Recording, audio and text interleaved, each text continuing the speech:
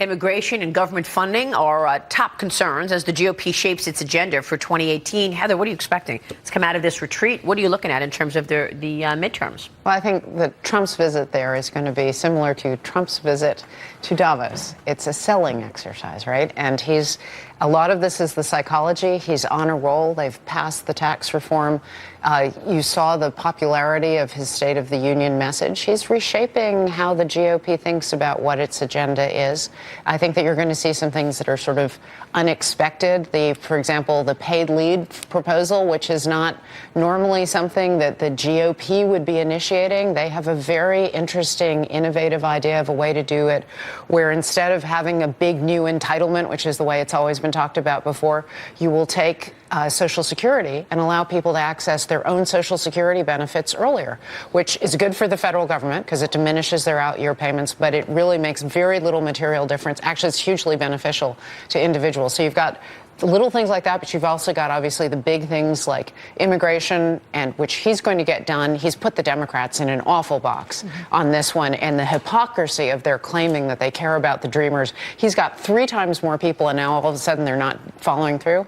The infrastructure spending, the average American, and particularly the swing voter, gets it. Yeah. And the Republicans are going to be very much in line with us. But typically, during the middle of a presidency, the House loses seats, right? Yeah, it's there's a rough history here. When I look at it, I think the hope for Republicans is a different environment. So you look at 1982, Republicans lost a lot of seats. The economy was terrible. It shrank 2% that year. That's not the case now. Right. You look at 94, you look at 2010, Democrats lost a lot of seats. In both cases, voters were angry about Washington messing with their health care. So I think it's a better environment for them this fall as they try and defend the House. Except the Democrats, even with the likes of Nancy Pelosi in their leadership, have raised an incredible amount of money.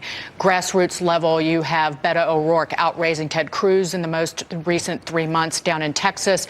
Democratic Congressional Campaign Committee has raised last year more than $105 million. That is a record for a non-election year. I thought that the GOP was raising more money. Just the RNC. That's the RNC versus the DNC. If you get down to the individual level, and if you look at what's going on in Congress, they are raising an incredible amount of money. And they have obviously the passion, right? If you are Trump antipathetic, then you are really motivated to get out to vote, whereas the Republicans have got the problem that they've got a lot of their base who say, wait a minute, you now have the House, you have the Senate, you have the presidency, and you're still not getting health care and other things done. Just real quick.